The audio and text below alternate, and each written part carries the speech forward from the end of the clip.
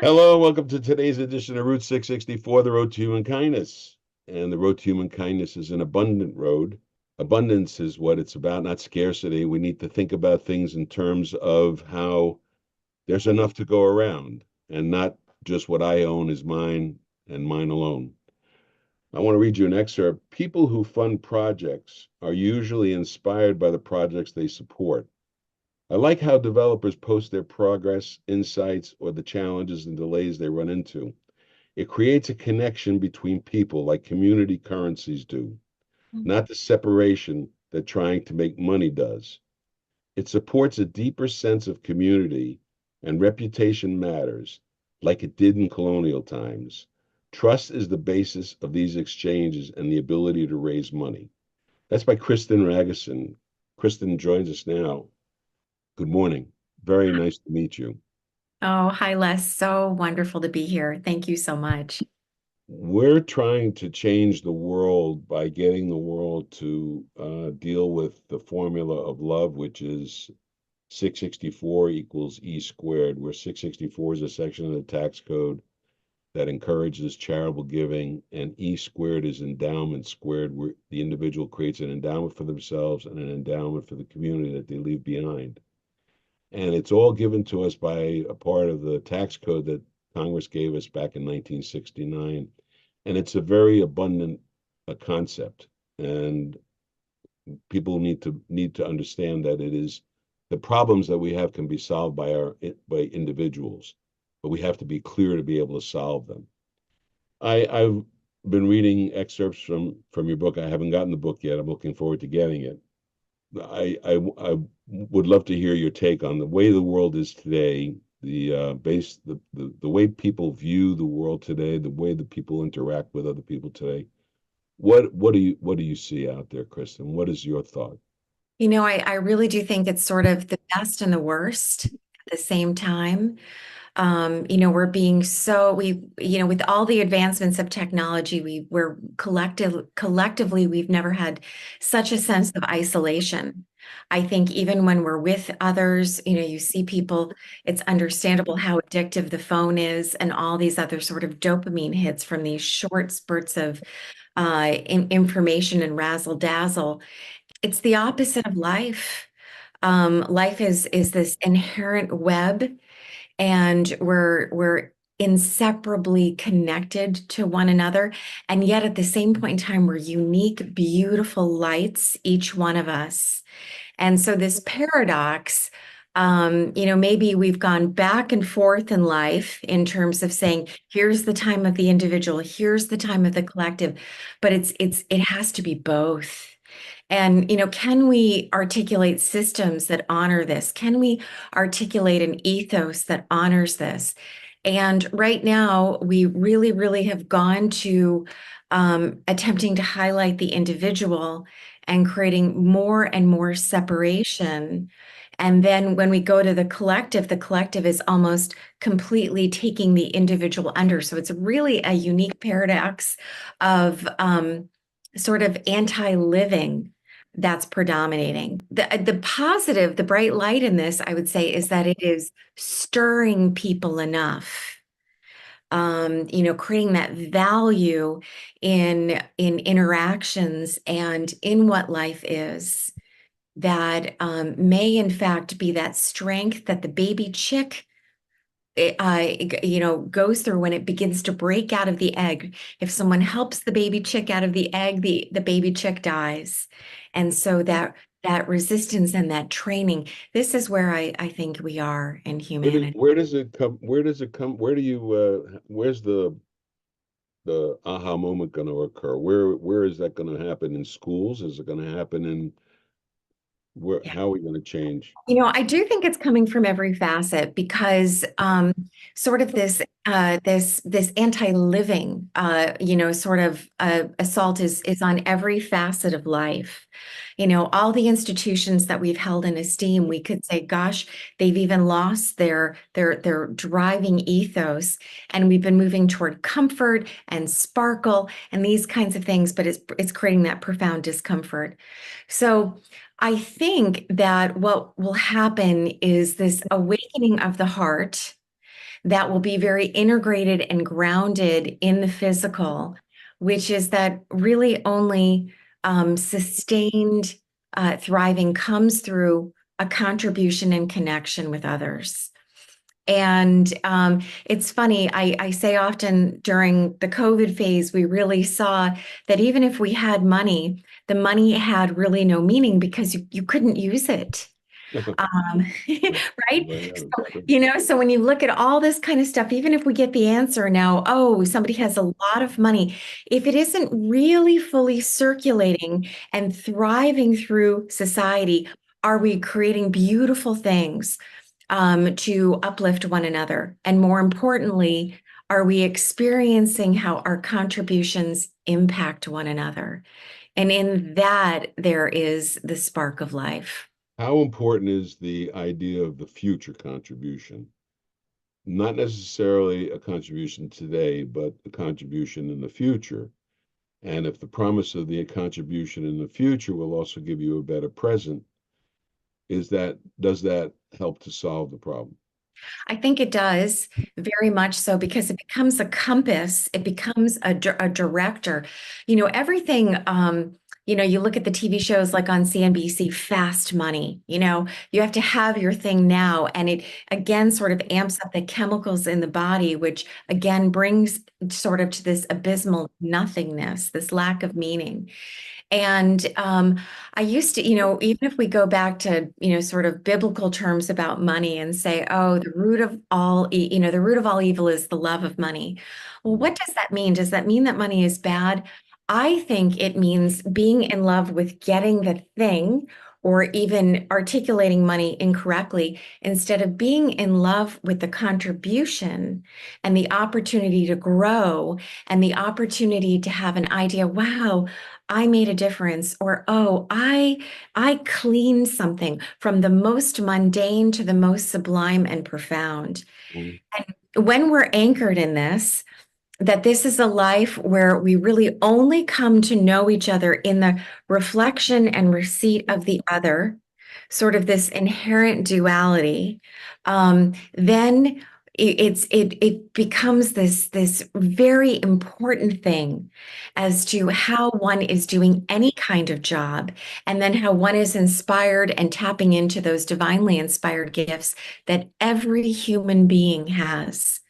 And So those, and now go back for a second. I just want to, you're you're you're saying that inherently we are nice people. We're we are kind to others. We're born kind to others.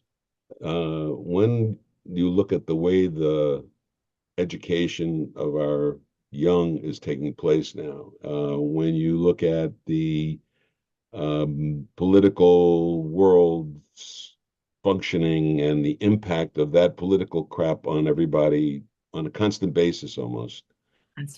Uh, how do we should people expect a quick change here? It's not going to happen quickly, right? It's you going to know, take time.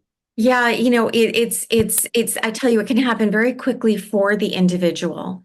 It can happen very quickly for a community, for any network of collective. And, we could experience the miraculous where we could get quite a profound shift in humanity because it really is a shift of mindset. And the problem is we've been conditioned to look at our institutions for resolution, and they only can give us the best of the mediocre, right? So a lot of our regulatory It's not agencies, mediocre. right? A lot of our regulatory agencies are important, but they're sort of meant to keep us, at that mediocre level. If you drop below, they're going to come in and kick us. If you go too high, they're going to bring you back down.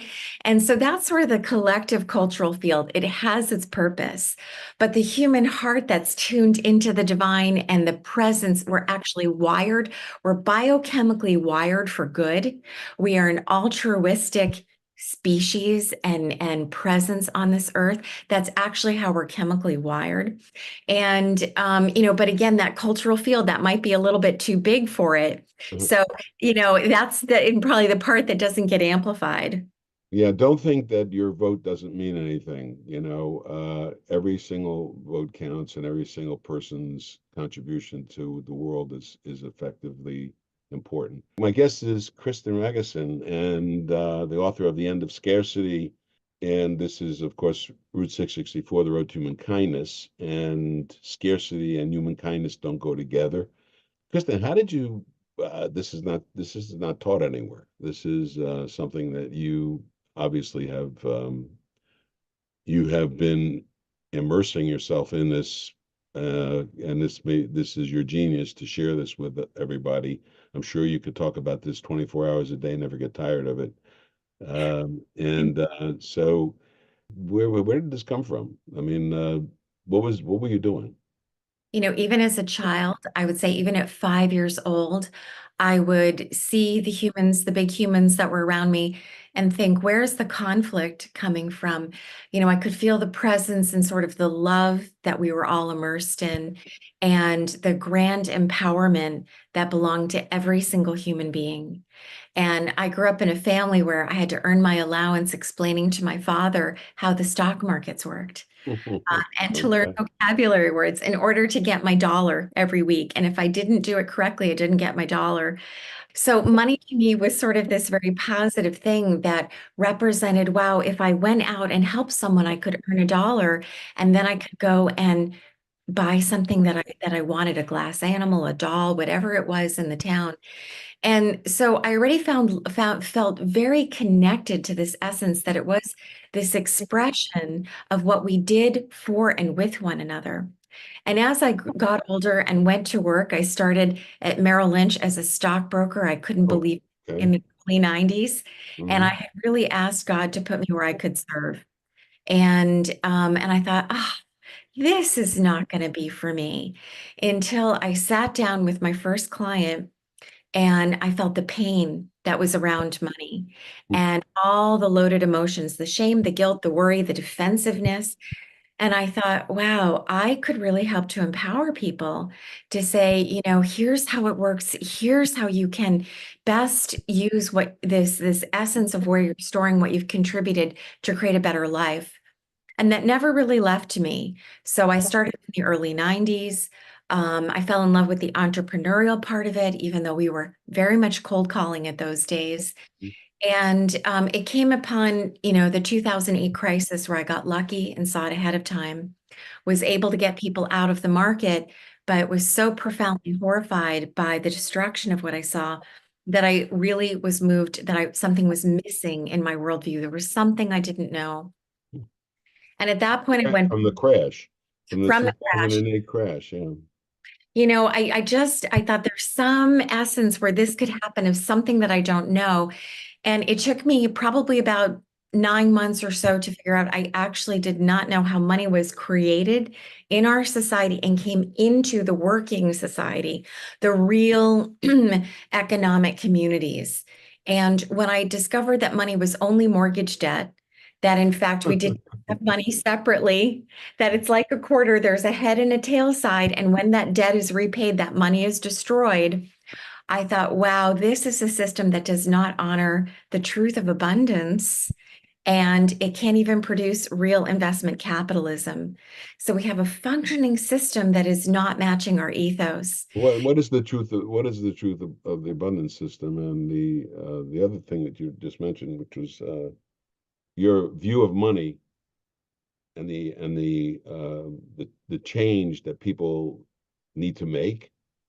What is that? Uh, Well, yeah, I think even very simply, without the system even changing, and the system can readily start a beautiful parallel economy. And I do think it's happening on money levels where money's going to be created correctly, which as it has been done many, many times. Every time there was a golden age in society or an enlightened age, even the founding fathers, they were all in debt in England and they came here burdened heavily in debt to start a new way.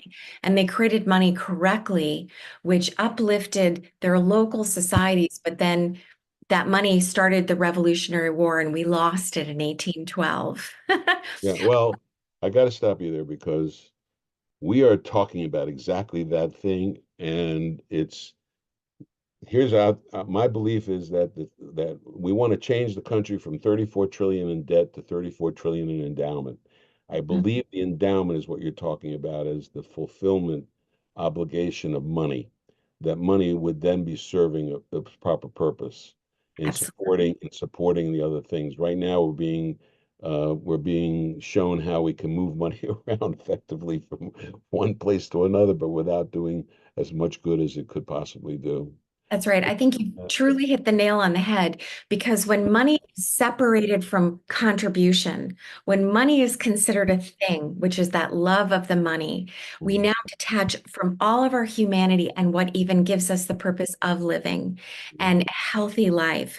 When money is linked to what we do for and with one another, and it's seen as a sacred, sort of sense and how we invest it and how we spend it and how we give it as being very much the essence of our ancestors, of our community, of our families, ourselves, and our futures, then life all of a sudden is in alignment. think about it this way. In Social Security, the Social Security system that we have in the country, people make contributions for their entire lifetime. Their employers contribute while their whole working life. If that individual reaches age 65 or retirement age in one day and then passes away and they don't have a family, what happens to all that money that they put in? What was the purpose that they saw behind that money when they could have had such significant purpose behind that money if that money were to be left to the community? And that's what we do with that's what Social Security is one thing and social charity is the other thing. That's what we call the theory of social charity. Theory of social charity is that people need to be able to accumulate money for their own benefit, their own use, grow it as big as they want to, make it as much as they want to produce as much income as they want to, and in endowing themselves for the future. And at the end of their life, pass it into the community to the places that they think they want to help and that they want to service. And then you're really talking about the use of money, and it's an abundant theory. It's not the scarcity. Government is all about scarcity. You have a solution to you have a way of solving the problem, but you don't necessarily have the solution with the from the standpoint of the monetary the actual funding for the solution. The funding for the solution is the end of the story in itself. The Right. abundant theory that people will say, what I have, I don't my family has enough. I can leave a part of this to the community, and the part that I leave to the community is something that served me on my whole life. I mean, I just think we should be replacing. I think that the Congress actually had in mind replacing Social Security with Social Security. They just haven't told anybody about it. That's Wow. Wow. my theory. You Yeah. know, it's so beautiful. And even just to build that ethos, this is, what I have two main goals when I'm out there is to really build the ethos that the money power is within us, but it also means that we're born with a God-given talent or talents, and we don't have to define them. But in everything that we do, if we're in service to one another, and we realize that that has an impact, like sort of field equity, Mhm. that that life is that sacred, and then on top of it, then when we start to look at the systems, that how the systems will be re-articulated from sort of this, without sounding too flowery, but this sort of exalted state Mhm. rather than this pauper scarcity enslavement perspective of what miscreating the money systems really does. Yeah. So my guess is Kristen. It's just been amazing, Kristen, to have an opportunity to speak to you because you are really talking about exactly what we're doing. So thank you very much for being a part of Route 664, the Road to Human Kindness. We really appreciate your time. Oh, such a pleasure to be here with you. Thank you so much for all you're doing. You bet. We've got best-selling authors. You are going to start to uncover all the layers that are covering your genius. And some of the world's top leadership experts. We have structured a mastermind program that is very unusual and it is very powerful. Robin Sharma at noon. Your creativity will soar, your productivity will be epic, your impact will be legendary, you will be the best in the business, and you will not only achieve remarkable things, but you're going to feel sunsets. You'll feel a connection to people. You'll feel for what's going on in the world, and that will make you a world changer in your own unique way. Robin Sharma at noon at 4 p.m. It's a Blaine Bartlett. exploration of what it takes to be a highly effective leader in today's fast-changing environment. Best-selling author, executive, and leadership coach. And if you've been liking what you've been listening to on these Soul of Business podcasts, how does one become a leader that can keep connection to the soul of business? Blaine Bartlett at 4 p.m. Look forward to seeing you there. at Route664.org. This is Route 664 Radio. Hey folks, it's Charity here. 664 equals endowment squared. That means income for you, benefits for all. It's a way to help make the world a better place. Peace through prosperity, prosperity through peace. Join us at socialsecurity.org. Through prosperity, prosperity through peace. And we want to thank Kristen Ragusin, for her time today. And we want to thank Karen. So we're a little bit delayed. Get used to the technology. So the whole object of that presentation was to explain scarcity versus abundance and how we view our own legacies and how we view our money. Money is it's not the end all or be all. It is a measure. That's what it is. Basically, we all have a lot of value in us. We share that value all the time with others. It can increase your own personal well-being by sharing it in an effective way. And that's what I hope you take away from this exercise this morning, because what we want to achieve is endowment. We want to achieve an ability to make sure our own lives are secure, that we have financial security as we go forward. Financial security has to do with the measure of money, but it doesn't necessarily mean money. In days when folks had a farm and they were growing a crop, the way that things were transmitted were sharing.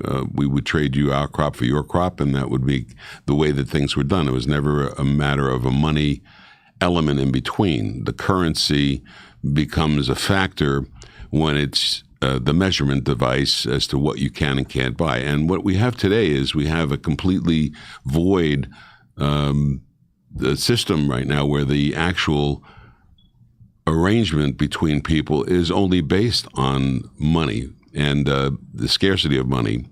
And that's a very significant problem we have in the country today. So we want to change that. And one of the objectives of Endow America, the Endow America Network Foundation, is to get that message across, to have the purpose in your life be to reach your genius, to be able to do what you like to do 24 hours a day, not have to be doing something you don't like to do, and have what you need to be able to sustain yourself in the way that you want to live. There's a lot of consumerism that is foisted on us by our media. The generations have existed now for a couple of generations where we have a tremendous number of impacts every day from advertising, from people who want you to buy things. And so consumerism is a factor in our lives, and unfortunately it takes up a lot of energy, and it puts people in debt. It has put people in debt. I hope that the new generation, Generation Alpha, will see things a little differently. And my friend Wanda has written a book about Generation Alpha, about how social security, the thing we talk about consistently here on our program, social security is a way for you to reduce your taxes and have more income using charity. And that book is available if you want. We will send you a copy free of charge. Just call 1-855-266-4664. That's 855-266-4664, and we'll send you a copy of the book. Leave your name and your address and your telephone number. We'll send you a copy free. The book is about Social Security and how Section 664 and Social Security changed Generation Alpha's ability to retire and change the nation. It's a big project. It's not something that we take lightly. That I've been pursuing this for a long time. We have a lot of elements that are helping us now to explain it to the public. One of them is our website at socialsecharity.org.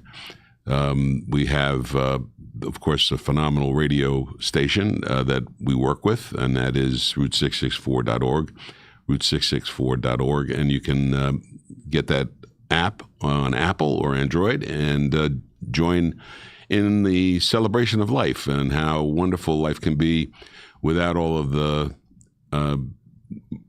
marketing and media attacking you every second of the hour.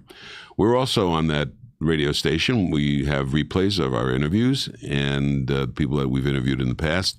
Those podcasts have a lot of interest to people who are in particular position. We're going to give you a little more information about the podcasts on our website so that you can find out who's coming up, what shows we're going to be doing, what we are reviewing again, what we're replaying on our interviews, and you'll get have an opportunity to learn more about how the world can be changed if you just lower your taxes by using charity or increase your income by using charity or both. And that's what it's all about. Very simple, not complicated. It's a world of abundance. You have to think about things in terms of how you can utilize your assets, maximize your assets, make them work. Unfortunately, government is a player in the process, and the government will take from you. They take from you when you earn, they take from when you grow, and they take from when you die. So the government has 3 bites of the apple, and you can avoid those bites by using charity.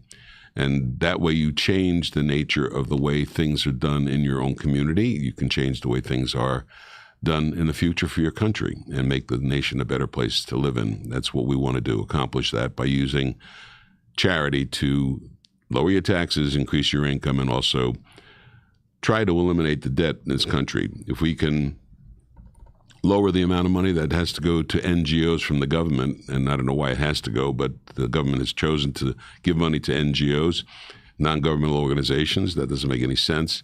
That needs to be supported by us, and they provided us with ways to do that in sections of the tax code. And so this is our objective. This is the way that we think the world can be bettered, and that's what Endow America is all about. So go to socialsecharity.org, socialsecharity.org.